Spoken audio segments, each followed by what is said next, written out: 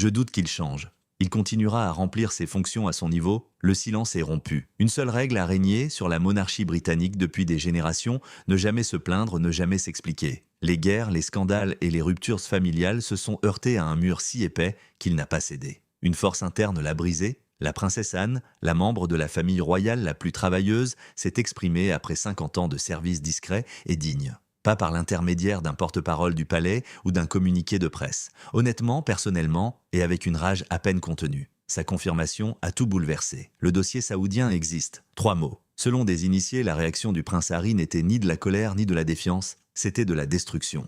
Les mémoires de Harry, tout ce que lui et Meghan ont dit à Oprah et tout ce qu'ils croyaient au sujet de la trahison de sa famille, pourraient assez bien reposer sur du sable si la princesse Anne dit la vérité et n'a jamais menti en 50 ans de vie publique. Les rumeurs, les spéculations des tabloïds et les ragots du palais n'ont rien à voir avec cela. Il s'agit d'une histoire documentée et sourcée sur des défaillances, des services de renseignement, une richesse inexpliquée des alliances secrètes et une famille royale confrontée à la plus grande crise de l'époque moderne. Tout commence par un dossier qui n'aurait jamais dû être vu, une vérification qui change tout. Revenons en arrière, automne 2016, Londres, les feuilles tombent, le prince Harry tombe amoureux. Le protocole standard s'applique immédiatement lorsqu'un membre de la famille royale britannique entame une relation sérieuse. Une vérification de sécurité active à plusieurs niveaux. Il s'agit d'une mesure de protection institutionnelle non négociable et non d'une formalité ou d'une insulte à la personne contrôlée. Cela nécessite que les agents de sécurité du palais collaborent avec les services de renseignement britanniques. Les dettes, les liens avec la criminalité, les irrégularités financières, les relations avec l'étranger et toute information susceptible de nuire à la couronne sont passées au crible. Le processus est généralement routinier. Au bout de quelques semaines, il aboutit à un mince dossier contenant des conclusions sans importance et tout le monde passe à autre chose. Avec Meghan Markle, les choses ont changé. Nous voulons que vous y réfléchissiez car les implications sont énormes. Qu'est-ce qu'une actrice de télévision câblée de Los Angeles, surtout connue pour avoir incarné une assistante juridique dans une série judiciaire de second rang, pourrait bien avoir qui alerterait les services de renseignement britanniques? Qu'est-ce qui pourrait être si étrange, contradictoire et difficile à expliquer pour que le service de sécurité du palais et les services de renseignement tirent la sonnette d'alarme? Des initiés du palais ont déclaré qu'il n'y avait qu'une seule réponse. Une contradiction financière inconcevable. Les revenus et le mode de vie de Meghan étaient aussi différents qu'ils ne pouvaient s'expliquer. Les faits sont présentés ici.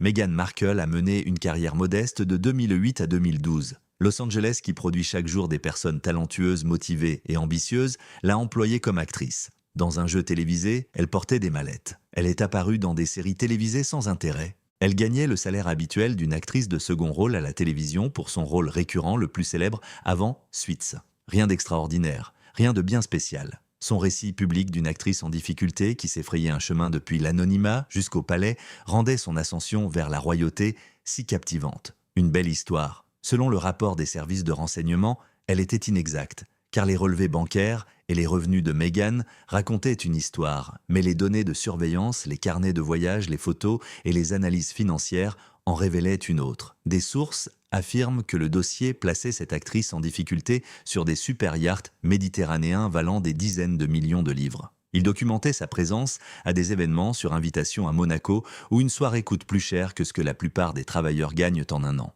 Elle évoluait avec aisance, de manière répétée et méthodique, au sein des cercles sociaux fermés des élites du Golfe et des hommes d'influence du Moyen-Orient. Pas une seule fois, pas par hasard. Ce schéma s'étendait de la Californie à la Méditerranée, de Monaco à Istanbul sur plusieurs années et dans divers lieux. C'est important, c'est pourquoi nous vous posons directement la question. Comment une actrice en difficulté peut-elle se permettre ce train de vie ? Comment quelqu'un qui gagne un salaire standard à la télévision peut-il se permettre des voyages internationaux en première classe, des hébergements de luxe à Monaco pendant la saison du Grand Prix et des garde-robes de créateurs pour des événements réunissant des milliardaires et des familles royales? Comme les chiffres sont stupéfiants, faisons le calcul. En 2010, un vol aller-retour en première classe de Los Angeles à Monaco coûtait entre 8,0 et 12,0 $. Les hôtels à Monaco pendant la haute saison, le salon nautique Le Grand Prix et le 125 anniversaire du droit de vote des femmes dans votre pays coûtent au moins 1,0 $ par nuit et souvent bien plus. Les tenues de soirée de créateurs pour ces cercles coûtent entre 5,0 et 20,0 $ par tenue. Ajoutez à cela la coiffure, le maquillage, les accessoires et les transferts privés, et les dépenses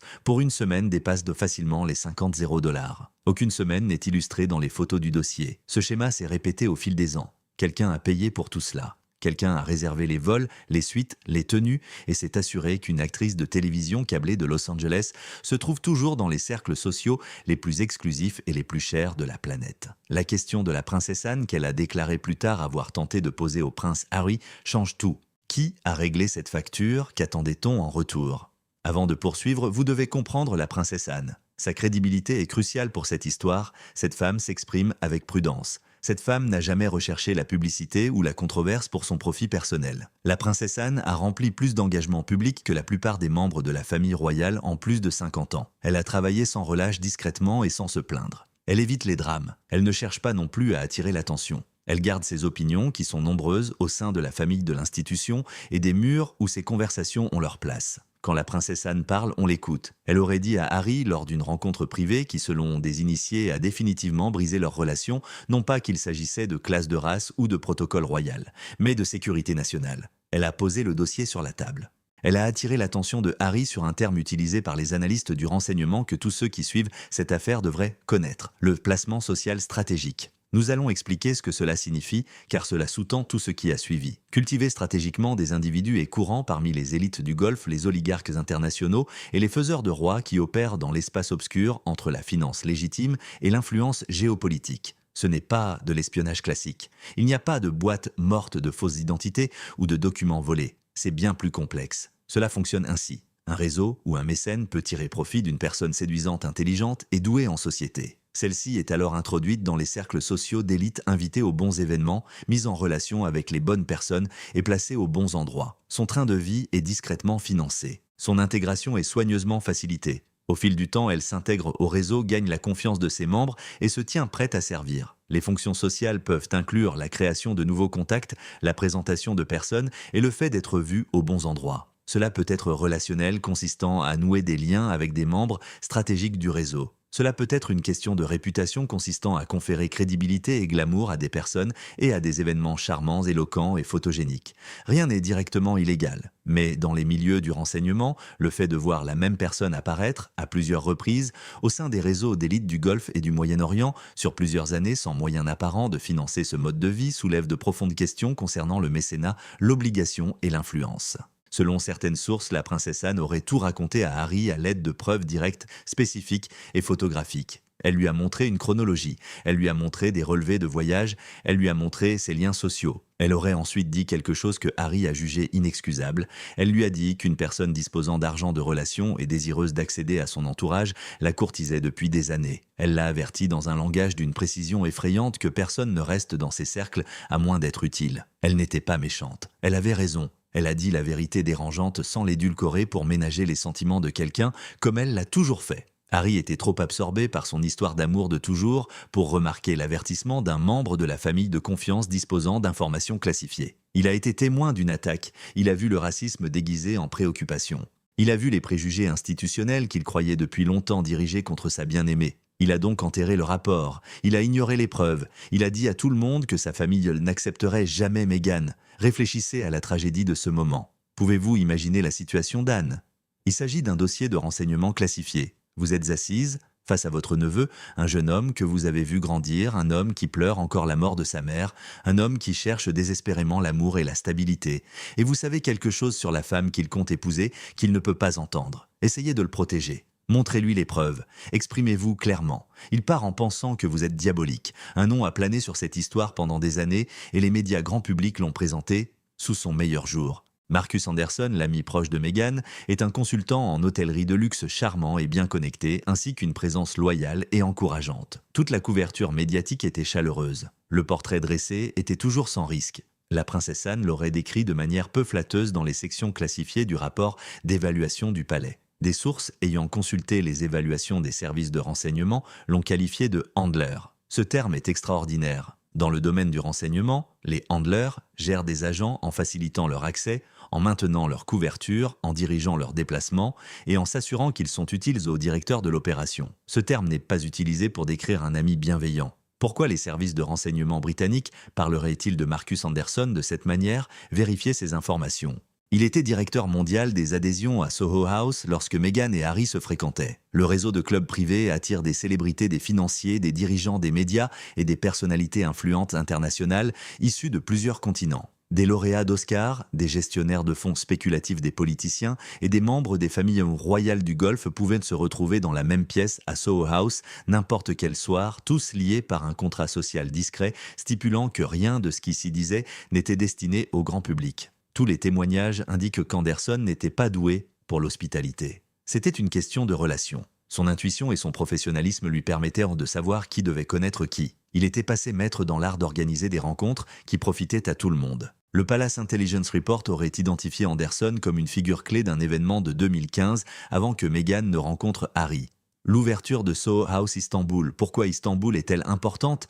Istanbul est géographiquement et culturellement le carrefour entre l'Orient et l'Occident. La sophistication européenne rencontre le capital du Moyen-Orient. Dans cette ville, les accords se concluent sans traces officielles, les relations se nouent en dehors des registres, et le talent et l'argent se rencontrent sans laisser de traces écrites. Des sources des services de renseignement affirment que l'ouverture à Istanbul était plus qu'une simple fête. C'était un marché, un environnement soigneusement orchestré où des personnes ambitieuses disposant d'un capital social rencontraient de riches mécènes ayant les ressources et la motivation nécessaires pour ouvrir des portes. Le dossier affirme que Meghan Markle a rencontré un réseau spécifique de financiers du Moyen-Orient et de personnalités influentes du Golfe lors de cet événement. Le même réseau qui est apparu à plusieurs reprises sur des photos de yachts. Le même réseau qui explique l'arithmétique financière impossible de sa vie sociale d'avant son mariage royal. Nous voulons que vous réfléchissiez à la raison pour laquelle le lien avec Istanbul est si important. L'événement a eu lieu en 2015, plusieurs mois avant que Meghan ne rencontre le prince Harry. Si l'évaluation des services de renseignement est correcte, elle aurait rejoint un réseau international d'élite avant d'entrer dans la chambre de Harry. Elle aurait compris les règles tacites, les attentes, la dynamique et la structure relationnelle de ces cercles. Et puis vient le détail qu'il est difficile d'ignorer une fois qu'on l'a entendu. En 2016, un ami commun a organisé un rendez-vous à l'aveugle entre Harry et Meghan à Londres. Cet ami commun était Marcus Anderson. Le responsable de Meghan, selon le rapport des services de renseignement de la princesse Anne, l'a présenté au 5e dans l'ordre de succession au trône britannique. Nous ne vous dirons pas quelle conclusion en tirer. Qu'en concluez-vous?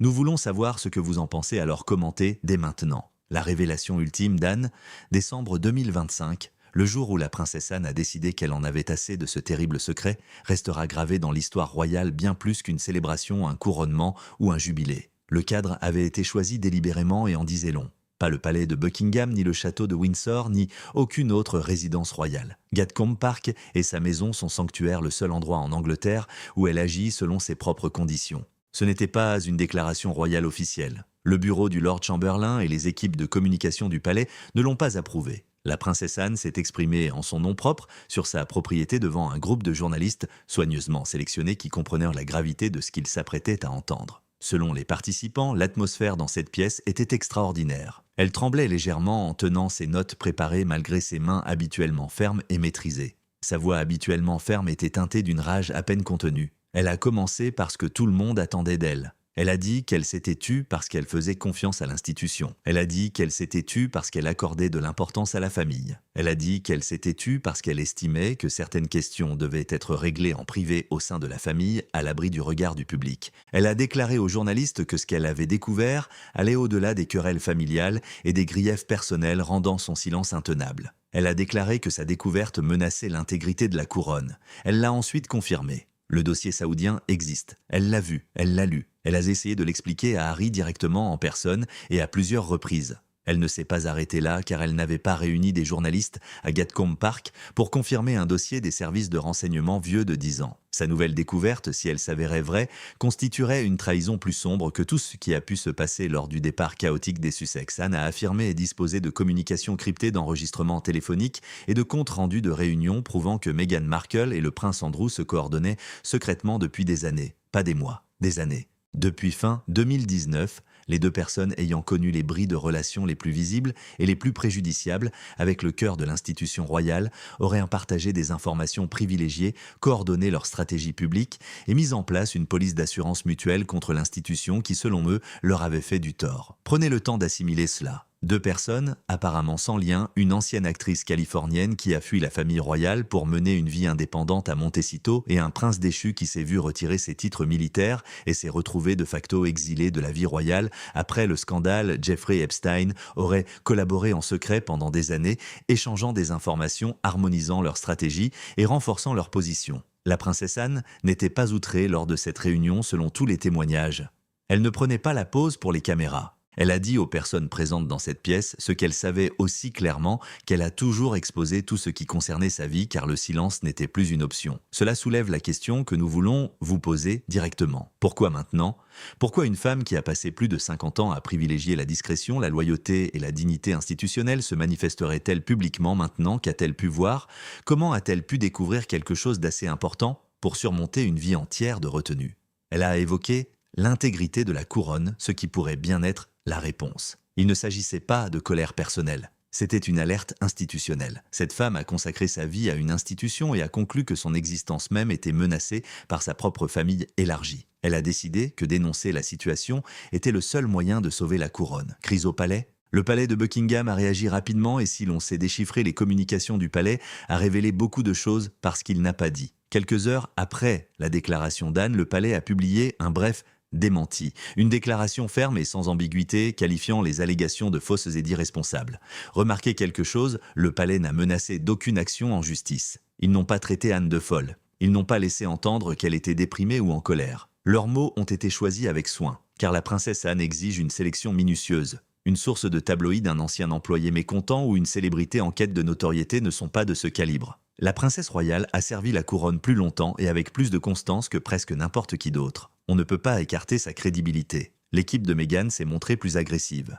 Elle a qualifié les affirmations d'Anne de fantasmes et de tentatives désespérées d'attirer l'attention. Au lieu de nier des allégations spécifiques et documentées, noter la stratégie, attaquer la motivation et la crédibilité. La déclaration de l'équipe juridique d'Andrew était peut-être la plus soigneusement formulée. Elle a qualifié la description d'Anne de trompeuse et hors contexte et non de fausse fabriquée ou inventée. Un langage qui, comme tout analyste juridique vous le dira, implique que quelque chose s'est produit, mais conteste son interprétation. Cette formulation est intentionnelle, les équipes juridiques choisissent soigneusement leurs mots lorsqu'elles réfutent des allégations. En pratique, ne pas nier équivaut à confirmer. Selon certaines sources, la réaction a été plus chaotique que ne le laissaient entendre les déclarations publiques. Le roi Charles aurait convoqué des réunions d'urgence avec des courtisans de haut rang et des conseillers juridiques quelques minutes après la publication de l'article. Des questions pratiques et existentielles ont été posées. De quoi Anne dispose-t-elle? A-t-elle davantage de preuves que ce qu'elle a partagé dans cette pièce? Une réponse efficace est impossible sans répondre à ces questions. À l'ère des réseaux sociaux, comment contenir cela? Les stratégies classiques du palais exigent un message contrôlé, un timing précis et une presse bienveillante. Ces outils sont inefficaces lorsque la princesse royale mène la danse et que l'affaire se propage à l'échelle mondiale en temps réel. Plus important encore, quel sera l'impact sur l'institution? En raison de la mise en branle de la machine juridique, des sources proches du Conseil juridique royal indiquent que des procédures sont en cours sur plusieurs fronts, portant sur les titres, les arrangements financiers, les implications en matière de succession et l'éligibilité publique des anciens membres de la famille royale. Les termes en cours de rédaction seraient extrêmement complexes. Certains juristes constitutionnels chevronnés explorent un terrain juridique datant du XVIIIe siècle.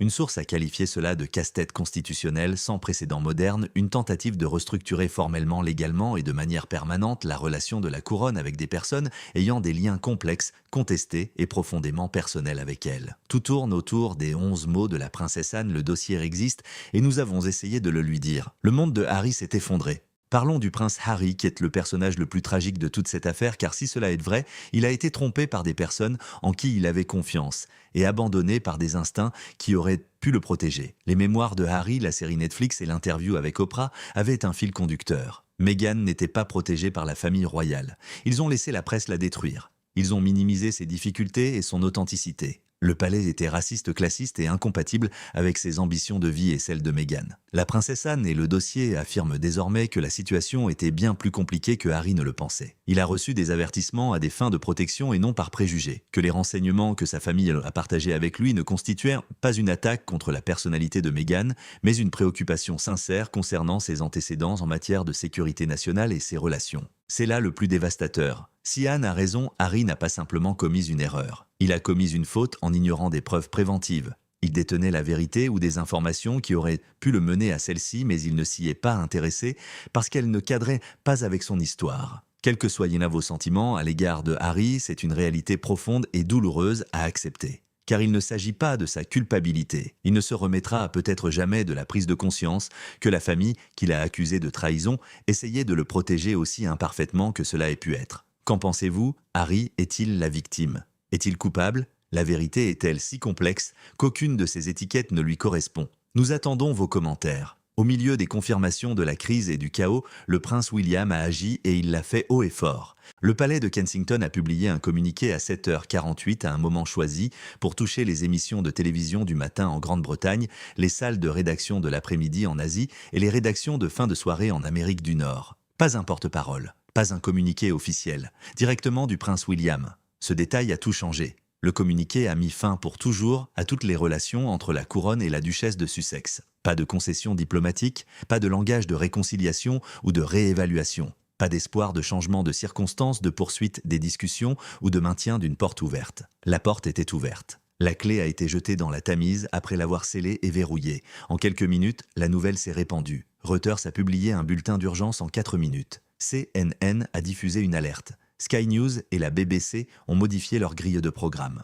En 8 minutes, le sujet était en tête des réseaux sociaux dans le monde entier. Les observateurs de la famille royale ont remarqué le ton de la déclaration presque autant que son contenu. Il n'y avait aucune émotion, aucune plainte personnelle n'était exprimée. Aucune référence à des interviews documentaires ou allégations antérieures. Un langage administratif et une intention sans équivoque. C'était la déclaration d'un homme qui était parvenu à cette conclusion après un long processus mûrement réfléchi. Un membre du personnel du palais a qualifié cela de rupture historique dans la société britannique et au sein de la famille. Car William n'est pas Charles. William n'a pas grandi à une époque où la monarchie pouvait cacher ses contradictions. William sait avec une précision extraordinaire que la survie de la monarchie au XXIe siècle dépend de la crédibilité et non du mystère. Après avoir été associé à des personnes et des histoires injustifiées, la crédibilité est difficile à regagner. Les historiens de la royauté ont rapidement relevé le précédent. Le titre d'Altesse royale de Diana lui a été retiré par la voie officielle après son divorce en 1986.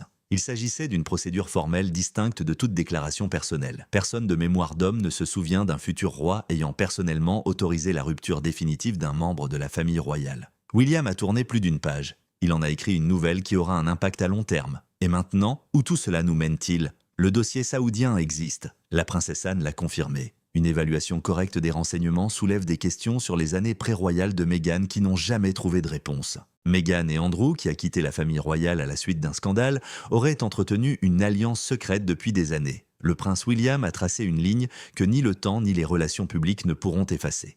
La famille royale, qui a bâti sa réputation sur le silence, est désormais confrontée à une crise que le silence ne peut contenir. Les monarchies ont survécu à des événements extraordinaires. Abdication, guerre mondiale, assassinat, divorce et la mort publique de la princesse Diana. Elles ont survécu à toutes les crises parce que la cohésion institutionnelle a permis de maintenir l'unité. Cependant, cette crise est différente. Elle ne vient pas de l'extérieur de l'institution, elle vient de l'intérieur de la famille élargie de ses défenseurs les plus fidèles et de décennies de conflits non résolus entre devoirs et intérêts personnels. La princesse Anne, qui s'est consacrée sans réserve au service de la royauté, a décidé de prendre la parole. Cela en dit long. N'hésitez pas à laisser un commentaire ci-dessous si vous croyez en son récit, que ce soit entièrement, partiellement ou pas du tout. Ce qui importe, c'est qu'elle ait pris la parole. Sa volonté de risquer sa réputation, ses relations et les valeurs qui ont guidé toute sa vie montrent à quel point elle prend la situation au sérieux. Cela va changer la monarchie. La seule question est de savoir ce qu'elle deviendra. Cette histoire continue. Ce n'est que le début de plusieurs années de remise en question. La princesse Anne a confirmé le dossier et ses effets se font encore sentir. Cette analyse vous a peut-être aidé à comprendre une histoire dont les médias grand public n'ont raconté que la moitié.